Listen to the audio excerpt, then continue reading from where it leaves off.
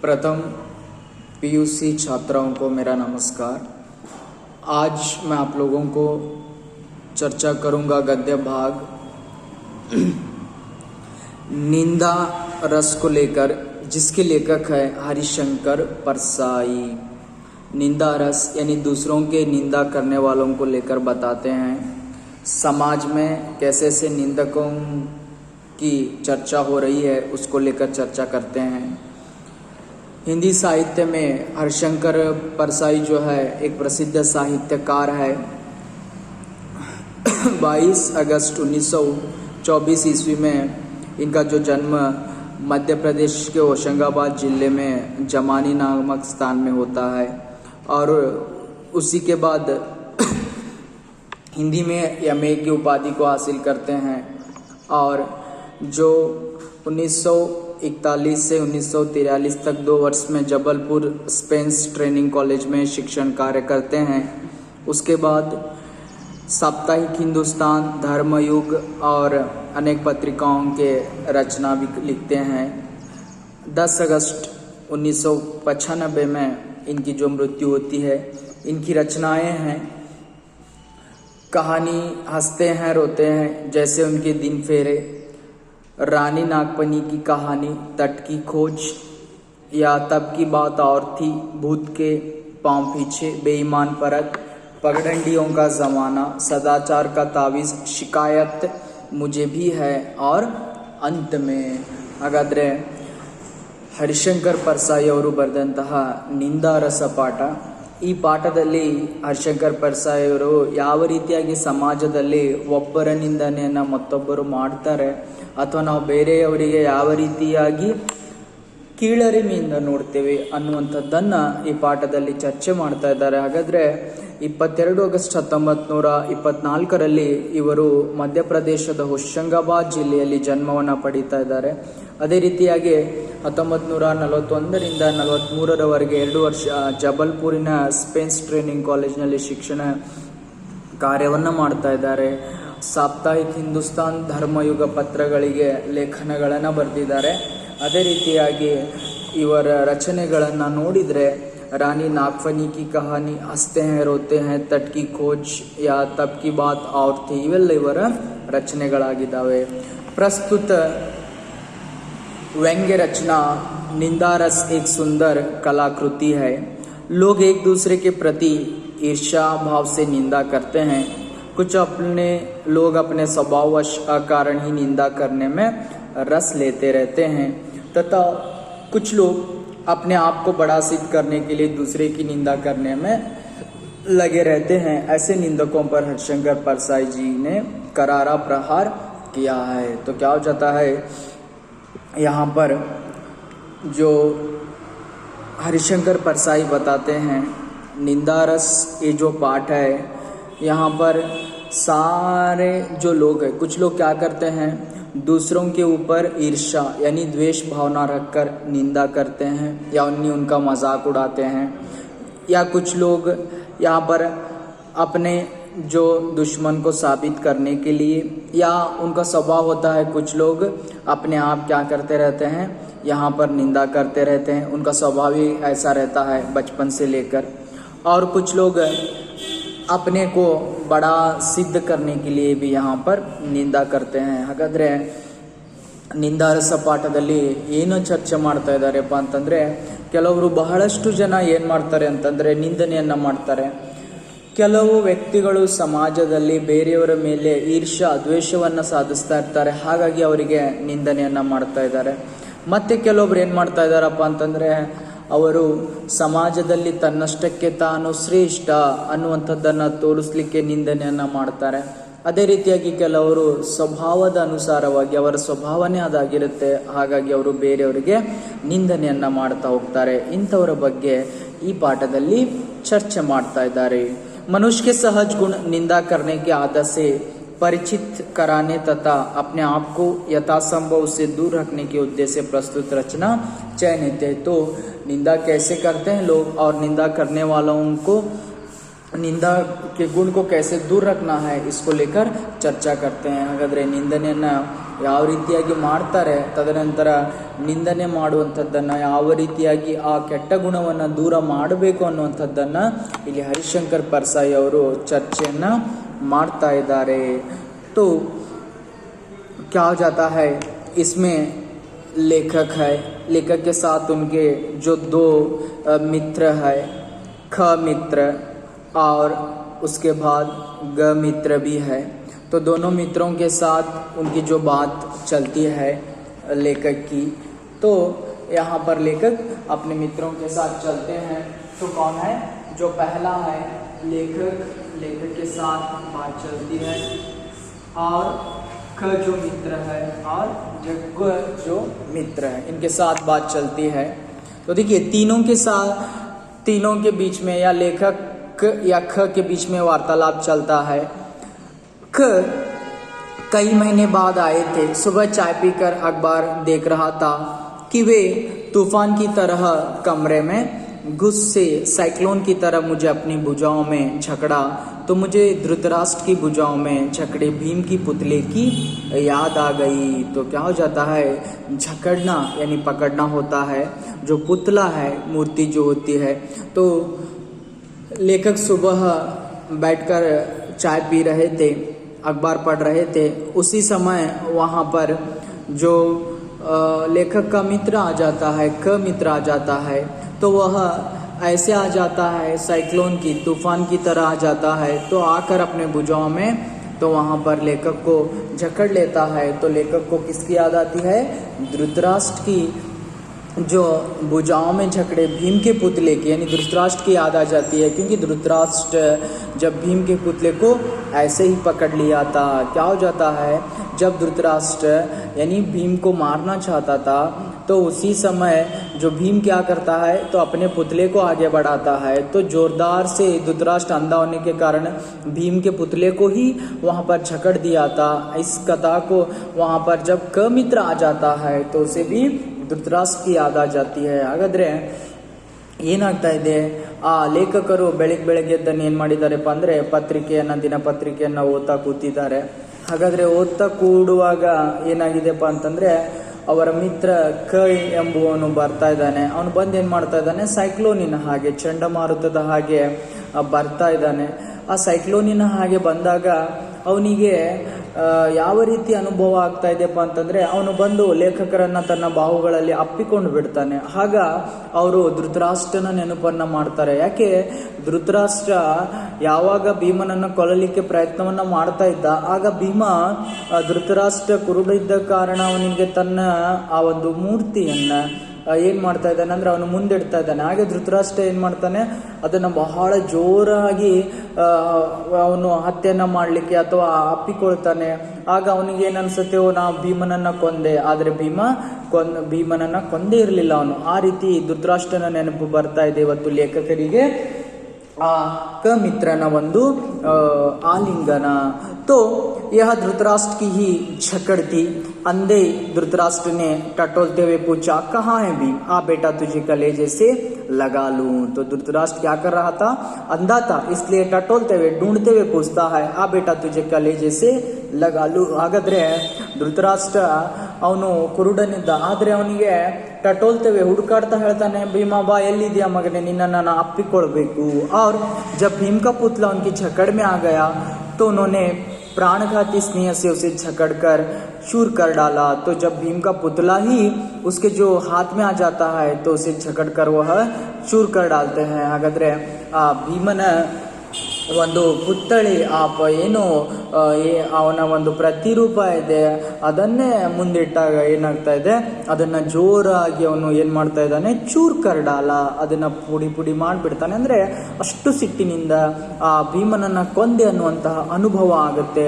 ಆ ಧೃತರಾಷ್ಟ್ರನ ನೆನಪನ್ನ ಇವತ್ತು ಲೇಖಕರು ಮಾಡ್ತಾ ಇದ್ದಾರೆ.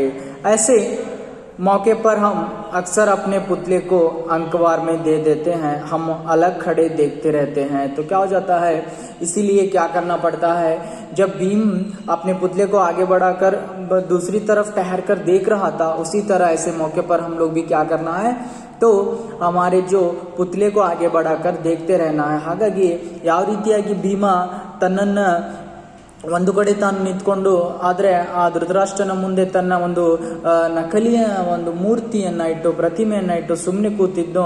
ಆ ರೀತಿಯಾಗಿ ಏನಾಗ್ತಾ ಇದೆ, ನಾವು ಸಹಿತ ಹಾಗೆ ಮಾಡಬೇಕಾಗಿದೆ. ಈ ಸುಳ್ಳು ಮಾತನಾಡುವರು ಅಥವಾ ದ್ರೋಹ ಬಗೆಯವರ ಮುಂದೆ. ಕಸೆ ಕ್ಯಾ ಮೈ ಗಲೆ ಮಿಲಾ, क्या मुझे उसने समेट कर कलेजे से लगा लिया? हरगिज नहीं, मैंने अपना पुतला ही उसे दिया. तो लेखक बताते हैं, मैंने क्या किया, अपना पुतला ही आगे बढ़ाया. मैं भी ನಾನು ಏನು ಮಾಡಿದೆಪ್ಪ ಅಂತಂದ್ರೆ, ಭೀಮನ ಹಾಗೆ ನನ್ನ ಒಂದು ಏನು ಆ ಮೂರ್ತಿ ಇದೆ ಅದನ್ನೇ ನಾನು ಮುಂದುವರಿಸ್ತಾ ಇದ್ದೇನೆ. आगे बढ़ाया मैंने पुतला, इसलिए उसकी भुजाओं में सौंप दिया कि मुझे मालूम था कि मैं धृतराष्ट्र से मिल रहा हूँ. तो मैं पुतला ही आगे बढ़ाता हूँ क्योंकि मुझे पता था मैं धृतराष्ट्र से मिल रहा हूँ. ಹಾಗಾದ್ರೆ ನನಗೆ ಧೃತರಾಷ್ಟ್ರನ ನೆನಪು ಬಂತು, ನಾ ಧೃತರಾಷ್ಟ್ರನಿಂದನೇ ಆಲಿಂಗನವನ್ನ ಮಾಡ್ಕೊಳ್ತಾ ಇದ್ದೇನೆ ಅನ್ನೋ ಹಾಗೆ ಅರಿವಾಗ್ತಾ ಇತ್ತು.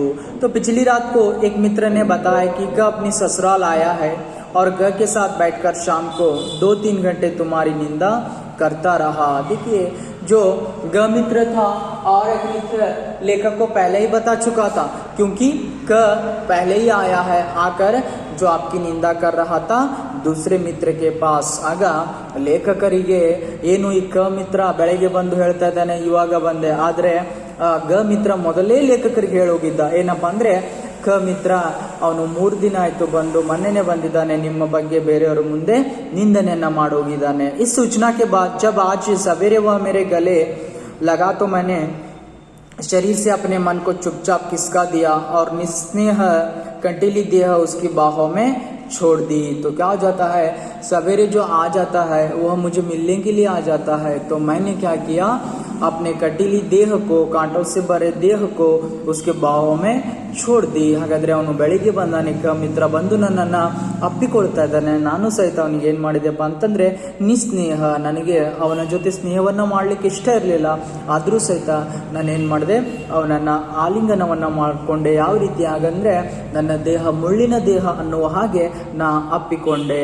भावना के अगर कांटे होते तो उसे मालूम होता कि वह नागपनी को कलेजे से छिपटाए है. तो देखिए, अगर जो वहां पर भावना के, जो अगर उसके मन में भावनाएं होती मेरे प्रति अच्छी, तो वह समझ लेता मैं नागफनी से, यानी जो गले लगा रहा हूँ, लेकिन उसके मन में भावना ही नहीं था, सिर्फ वह निंदा करता था. ಹಾಗಾದ್ರೆ ಕ ಮಿತ್ರನನ್ನ ಅಪ್ಪಿಕೊಳ್ತಾ ಇದ್ದೇನೆ. ಒಂದು ವೇಳೆ ನಾನು ಆ ಕೆಟ್ಟ ಭಾವನೆಯಿಂದ ಅವನನ್ನ ಅಪ್ಪಿಕೊಳ್ತಾ ಇದ್ದೇನೆ, ಅವನ ಕಡೆನೂ ಭಾವನೆ ಇದ್ರೆ ಅವನಿಗೆ ಅನಿಸ್ತಾ ಇತ್ತು, ಓ ನಾನು ಏನು ಅಪ್ಪ ಅಂತಂದ್ರೆ, ನನಗೂ ಸಹಿತ ಆ ಕೆಟ್ಟ ವ್ಯಕ್ತಿಯಿಂದ ಅಥವಾ ನಾನು ಈ ಮುಳ್ಳಿನಿಂದ, ನಾಗ್ಫನಿ ಏನು ನೀವು ಪಾಪಸ್ಕಳ್ಳಿ ಅಂತ ಇದ್ರೆ, ಆ ರೀತಿಯಾಗಿ ಆ ಮುಳ್ಳಿನ ಒಂದು ಪೊದೆಗೆ ನಾ ಅಪ್ಪಿಕೊಳ್ಳುವ ಅನ್ನುವಂಥ ಅರಿವು ಆಗ್ತಾ ಇತ್ತು.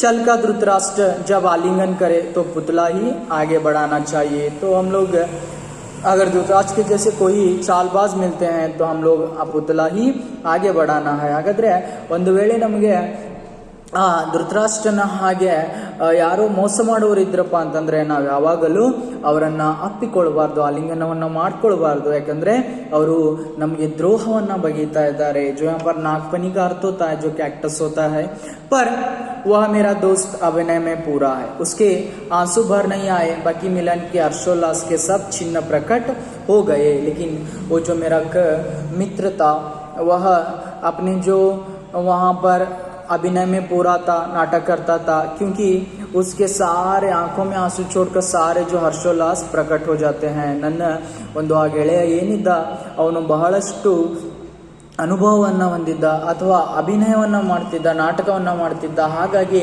ಏನಾಗ್ತಾ ಇದೆಪ್ಪ ಅಂತಂದ್ರೆ, ಅವನ ಕಣ್ಣಲ್ಲಿ ನೀರನ್ನ ಬಿಟ್ರೆ ಪ್ರತಿಯೊಂದು ಹರ್ಷೋಲ್ಲಾಸದ ಒಂದು ಚಿಹ್ನೆಯನ್ನ, ನಾಟಕವನ್ನ ಮಾಡ್ತಾ ಇದ್ದ ಅವನು. ವಹ ಗಹರಿ ಆತ್ಮೀಯತಾ ಕಿ ಝಕड़ नयनों से छलकता हुआ असीम स्नेह और स्नेह सिक्त वाणी. देखिए, वह ऐसा अभिनय करता था, आत्मीयता की झकड़, अरे ऐसे मैं बहुत आपके साथ गहरा आत्मीय के तौर पर हूँ, ऐसे झकड़ लिया था. नयनों में चलकता हुआ असीम स्नेह और बेहद स्नेह को जता रहा था। और स्नेह सिक्त वाणी यानी अपनी बातों से तो अपने स्नेह के बातों को मुझ पर कर रहा था। ऐसा वो जो अभिनय में पूरा हो गया था। ಅವನು ಬಹಳ ಅಭಿನಯವನ್ನು ಮಾಡಲಿಕ್ಕೆ ಅಥವಾ ಸುಳ್ಳು ಮಾತನಾಡಲಿಕ್ಕೆ ಅಥವಾ ಸುಳ್ಳು ನಾಟಕವನ್ನು ಆಡ್ತಾ ಇದ್ದ ಆ ಮಿತ್ರ ಯಾವ ರೀತಿಪ್ಪ ಅಂತಂದ್ರೆ ಬಹಳ ಆಳವಾದಂಥ ಆತ್ಮೀಯತೆಯನ್ನು ಹೊಂದಿದ್ದ. ಅದೇ ರೀತಿಯಾಗಿ ನಯನೋಂ ಸೆ ಚಲಕ್ತಾ ಹುವಾ ಅಸೀಮ ಸ್ನೇಹ, ಅವನ ಕಣ್ಣುಗಳಲ್ಲೇ ನೋಡಿದರೆ ನನಗೆ ಬಹಳಷ್ಟು ಏನಪ್ಪ ಅಂತಂದರೆ ಆನಂದಭರಿತವಾದಂತಹ ಸ್ನೇಹವನ್ನು ನೀಡ್ತಾ ಇದ್ದ.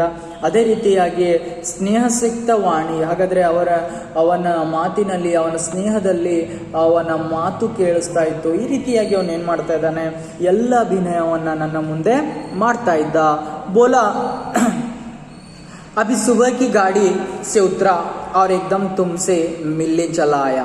जैसे आत्मा का एक खंड दूसरे खंड से मिलने को आतुर रहता है, तो आते ही झूठ बोल देता है, क्योंकि बताता है क्योंकि ग मित्र पहले ही आकर लेखक को बताया था ख कल ही आया है, लेकिन ये बताता है मैं आज सुबह आ गया हूँ, लेकिन ऐसे आ गया एक जैसे एक जो वहाँ पर आत्मा जो होती है दूसरे शरीर से मिलने के लिए तड़पती है, उस तरह मैं आपको मिलने के लिए आ गया. ಏನು ಮಾಡ್ತಾ ಇದ್ದಾನೆ ಅಂದರೆ ಬೆಳಿಗ್ಗೆ ಬೇಗನೆ ಬಂದು ಹಾಗಾದರೆ ಹೇಳ್ತಾ ಇದ್ದಾನೆ. ಆ ಗ ಮಿತ್ರ ಮೊದಲೇ ಹೇಳಿದ್ದ ಲೇಖಕರಿಗೆ ಅವನು ನಿನ್ನೆನೆ ಬಂದಿದ್ದಾನೆ, ನಿಮ್ಮ ನಿಂದನೆಯನ್ನ ಮಾಡಿದ್ದಾನೆ. ಆದರೆ ಇವನೇನು ಹೇಳ್ತಾನೆ, ಬೆಳಿಗ್ಗೆ ಬಂದು ನಾ ಇವಾಗ ಬಂದಿದ್ದೇನೆ ನಿಮ್ಮನ್ನ ಭೇಟಿಯಾಗಲಿಕ್ಕೆ. ಯಾವ ರೀತಿಯಾಗಿ ಒಂದು ಆತ್ಮ ಮತ್ತೊಂದು ಶರೀರವನ್ನ ಭೇಟಿಯಾಗಲಿಕ್ಕೆ ಪ್ರಯತ್ನವನ್ನ ಮಾಡುತ್ತೋ ಆ ರೀತಿಯಾಗಿ ನಾನು ಏನು ಮಾಡಿದ್ದೀನಿ ಅಂದರೆ निम्न भेटियागलिक बंदिದ್ದೇನೆ. आते ही झूठ बोला कम वक्त कल आया है. देखिए आते ही झूठ बोलता है कम वक्त, अयोग्य जो होता है. ಆಗ ಲೇಖಕರು ಹೇಳ್ತಾರೆ ಬರ್ತಾ ಬರ್ತಾನೆ ಸುಳ್ಳು ಹೇಳ್ತಾ ಇದ್ದಾನೆ, अयोग्य.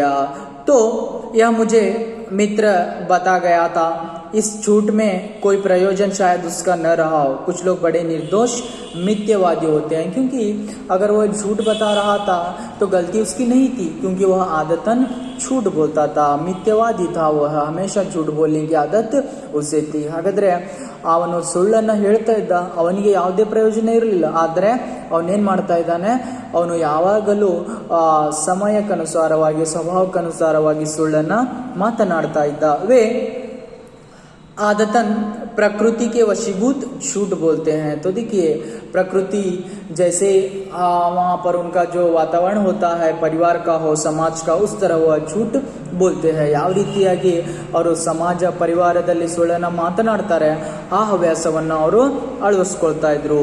उनके मुख से निष्प्रयास निष्प्रयोजन झूठी निकलता है. तो उनके जो हमेशा मुख से क्या होता है, निष्प्रयास यानी बिना प्रयास के बिना प्रयोजन का झूठी निकलता है. अगर झूठ भी बोलते हैं उनका कोई प्रयोजन भी नहीं रहता, प्रयास भी नहीं रहता, वहाँ पर हमेशा झूठ बोलते हैं. ಹಾಗಾದರೆ ಅವ್ರು ಏನು ಮಾಡ್ತಾ ಇದ್ದಾರಪ್ಪ ಅಂತಂದರೆ ಅವ್ರಿಗೆ ಯಾವುದೇ ರೀತಿಯ ಪ್ರಯೋಜನವೂ ಇರೋದಿಲ್ಲ ಅಥವಾ ಅವರಿಗೆ ಪ್ರಯತ್ನನೂ ಮಾಡೋದಿಲ್ಲ. ಆದರೂ ಸಹಿತ ಅವ್ರು ಏನು ಮಾಡ್ತಾರೆ, ಸುಳ್ಳನ್ನು ಮಾತನಾಡ್ತಾ ಇದ್ದಾರೆ. मेरे एक रिश्तेदार ऐसे हैं, वे अगर बम्बई जा रहे हैं और उनसे पूछो तो वे कहेंगे कलकत्ता जा रहा हूँ. ठीक बात उनके मुंह से निकल ही नहीं सकती.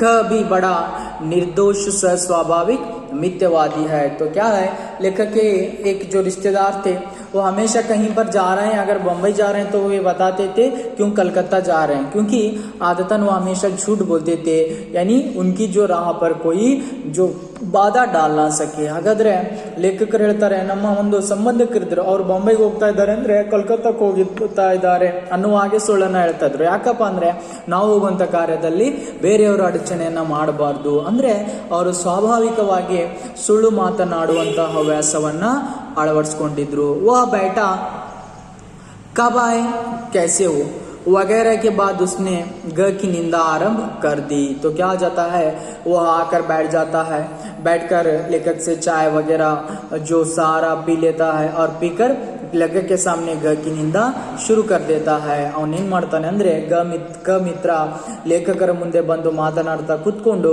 ಅವನು ಆ ರಾತ್ರಿಯ ವೇಳೆ ಲೇಖಕರ ಬಗ್ಗೆ ಮುಂದೆ ಮಾತಾಡಿದ್ದಾನೆ. ಆದರೆ ಈಗ ಈ ಲೇಖಕರ ಮುಂದೆ ಏನು ಮಾಡ್ತಾ ಇದ್ದಾನೆ, ಗನ ಬಗ್ಗೆ ಎಲ್ಲ ನಿಂದನೆಯನ್ನ ಮಾಡ್ತಾ ಇದ್ದಾನೆ. मनुष्य के लिए जो भी कर्म जघन्य है वे सब घ पर आरोपित करके उसने ऐसे गाढ़े काले तारकोल से उसकी तस्वीर खींची की मैं यह सोचकर कांप उठा कि ऐसे ही काली तस्वीर मेरी घर के सामने इसने कल शाम को खींची होगी। तो क्या हो जाता है, जघन्य भयंकर जो होता है इसका अर्थ गाढ़ा तारकोल, तारकोल यानी अलग तार होता है। ಹಾಗಾದ್ರೆ ಜಗನ್ಯ ಅಂದ್ರೆ ಭಯಂಕರ, तारकोल अंदर नो डांबर करीता देवी। तो क्या हो जाता है, तो यहाँ पर ये ऐसे है जो सारे झूठे हैं बातें हैं और या झूठे जो मुकदमे हैं, सारे जो पाप है इसके ऊपर आरोपित करता है। क मित्र ग के ऊपर आरोपित करके लेखक के सामने चर्चा कर रहा था। और जैसे ही हम लोग जो वहां पर राह पर जो गाढ़ा तारकोल डाल देते हैं, उस तरह वह भी सारे जो पूरे बुरे कामों को कुकर्मों को क्या कर रहा था, वहां पर जो ग के ऊपर आरोपित कर रहा था और उसकी काली तस्वीर बना दिया था।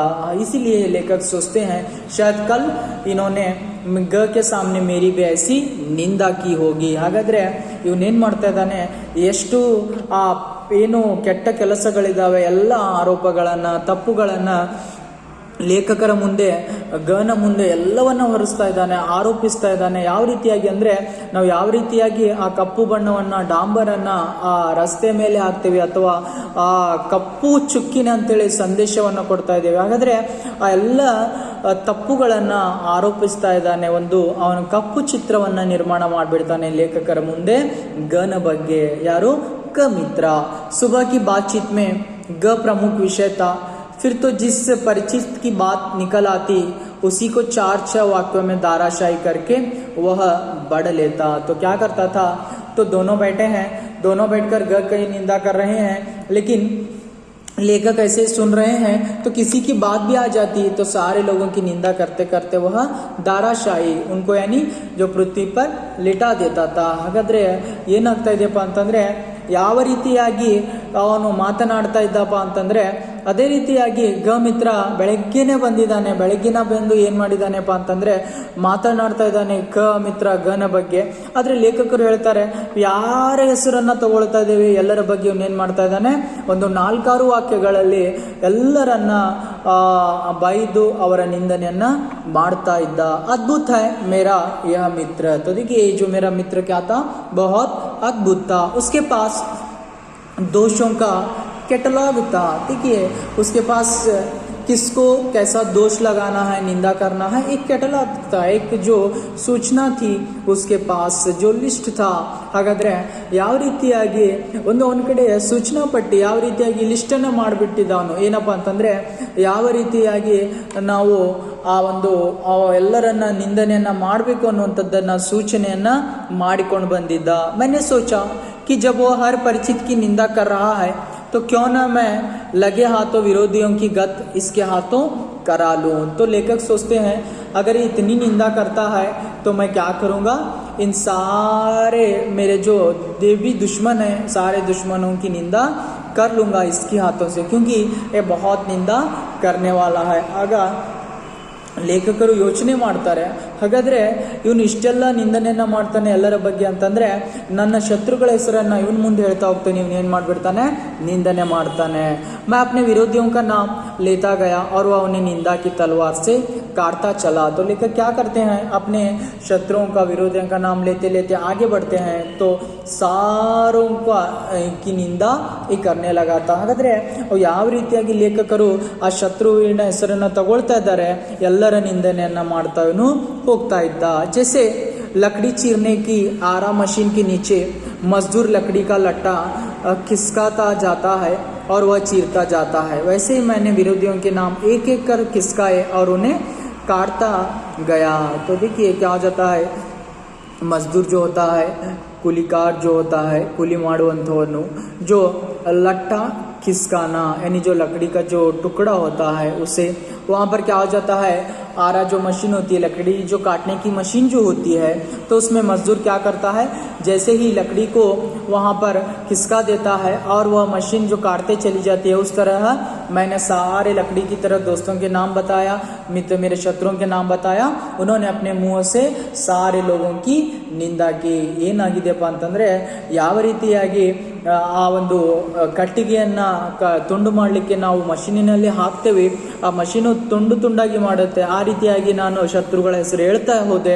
ಇವನೇನ್ ಮಾಡಿದ, ಎಲ್ಲವನ್ನ ನಿಂದನೆಯನ್ನ ಮಾಡ್ತಾ ಹೋದ. कैसा आनंद था, दुश्मनों को रण क्षेत्र में एक के बाद एक कटकर गिरते हुए देखकर योद्धा को ऐसा ही सुख होता होगा. तो मुझे बहुत आनंद मिल रहा था, क्योंकि जैसे ही युद्ध में वहाँ पर अगर जो नेता होता है, राजा होता है, दुश्मनों का सर काट देता है, उसे आनंद मिलता है. उस तरह मुझे आनंद हो रहा था. ಯಾವ ರೀತಿಯಾಗಿ ಯುದ್ಧದಲ್ಲಿ ಹೇಗೆ ಆ ರಾಜ ಎಲ್ಲ ಶತ್ರುಗಳನ್ನ ಬಡಿದೆಬ್ಬಿಸ್ತಾನೋ ಅವನಿಗೆ ಸಂತೋಷ ಆಗುತ್ತೋ, ಆ ರೀತಿಯಾಗಿ ನನಗೂ ಸಹಿತ ಬಹಳಷ್ಟು ಏನಾಗ್ತಾ ಇತ್ತು, ಸಂತೋಷ ಆಗ್ತಾ ಇತ್ತು. ಈ ರೀತಿಯಾಗಿ ಏನ್ ಮಾಡ್ತಾ ಇದೆ ಏನಪ್ಪಾ ಅಂತಂದ್ರೆ, ಅವನು ನಿಂದನೆಯನ್ನ ಮಾಡ್ತಾ ಇದ್ದ. ಐಸೆ ವ ನಿಂದ ಕರ್ ರಹಾ ತಾ.